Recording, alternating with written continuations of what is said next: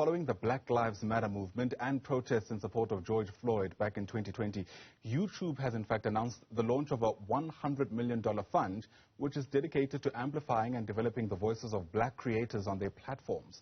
So, over 25 African content creators have been selected by YouTube and the YouTube Black Voices Fund. Now in its second year, that initiative is focusing on investing in black content creators in particular from around the world who are telling unique stories. Joining us now to discuss their journeys as content creators and in fact the opportunity that they've been granted through this initiative is our guests, Gugulethu Nyatsumba as well as Nozibele Qamngana, who are with us via our video link. To both our guests, thank you so much for making time. It's so wonderful to have you on Newzroom Afrika. I'll admit, I had to straighten my tie before we started talking in case I land up in some YouTube video after this. So let me start perhaps on the back of that, Nozibele, by gauging from you what goes into even deciding what you put into a YouTube videos, because this has clearly resonated to the point where YouTube has picked it up. Okay, let me be very honest. I did not mean for this to happen, okay?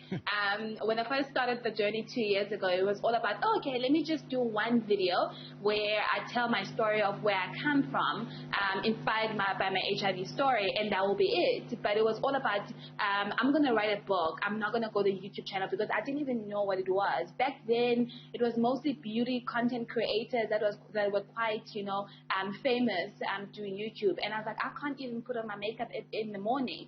And then people kept on wanting more videos. Can you please explain this? Can you please explain that? And then 2 years later, I'm like, oh, okay, this is what it is. So it takes a lot, obviously, and also the balance between what do you say, borderlining, also your personal space, but also understanding the importance of telling your story your own way. So it's been an amazing journey. I was just saying to, my strategic partner that from the days where I would use my old phone, that it will literally die every 10 minutes, then I'll have to charge it, and balancing it out with an ironing board and an old shoebox, to where I'm at now, where YouTube is recognizing my efforts and saying, listen, we have been following your journey, and we think you should be part of this initiative. We would love for you to be a part of this initiative. Sure. There's talk of strategic partners. It really gives you the sense that this is not really... Look, it's stuff that you're doing to have fun, but there's a whole lot more to it than just, kind of spontaneous capturing of your experience. Gugu, let me bring you into the discussion. People love hearing stories about where things started. So perhaps let's gauge from you where your journey began, because if my memory serves me well, you were once upon a time just a UCT student trying to get through coursework at some stage. Yes, struggling to get through coursework. But yes, I was a UCT student, and then at the beginning of 2020, I decided to take a leave of absence. I felt like I needed a break from school just to heal. I think that my mental health had a lot to do with that at the time. So I took the break, and in taking the break, I had time. So I thought, what, I've always wanted to start a YouTube channel. Why not start? And I did, and I spoke about my mental health, which is something I speak about a lot on my channel, and it grew from there. Just like Nosy, I never thought that my channel would take off the way that it did and that people would relate in the manner in which they have. But it's been a very fulfilling past 2 years of being on the platform. But yeah, it wasn't necessarily my plan, but I'm just very grateful that I did it and it took off. And that's the thing about telling authentic stories, right? They resonate. Like no matter what your intention is, if you're being real and authentic with whatever experience you're encountering, it's likely to land. And I imagine that, I guess, becomes a good spin-off from what YouTube is trying to do by highlighting the work that you guys do, Nozi? Absolutely. When I was going through my own ordeal and being diagnosed with HIV, I wanted people that I could relate to, and I couldn't find anyone, people that would embrace their vulnerability, tell their stories their own way. And when I got into a point where I'm comfortable with who I am and my story, I was like, how many people are going through the same thing? So if I could be that person, I'm like, listen, guys, today is not a good day, okay? And this is what is happening, because you don't find that. We want to paint, the perfect picture where everything is rosy.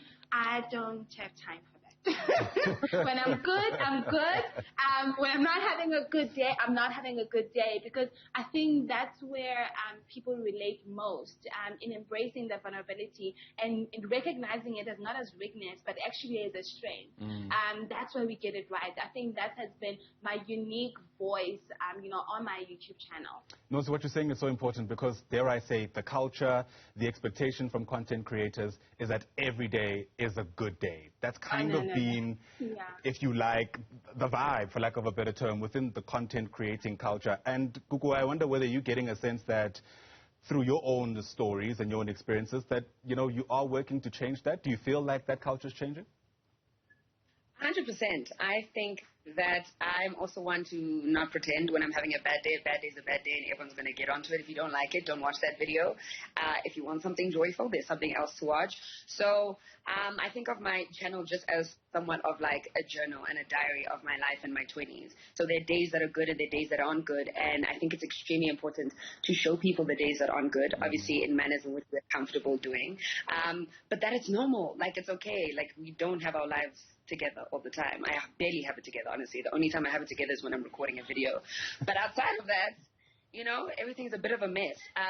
But I think having other content creators and having YouTube acknowledge other black creators on the platform who are being very honest and very authentic in their stories and being very true to themselves inspires me and continues to motivate me to create this kind of content. Oh, man, we should have both of you in studio because there's so much more I was hoping to unpack, but I'm getting in trouble with the people who are in charge of this content. So thank you very much indeed for speaking to us.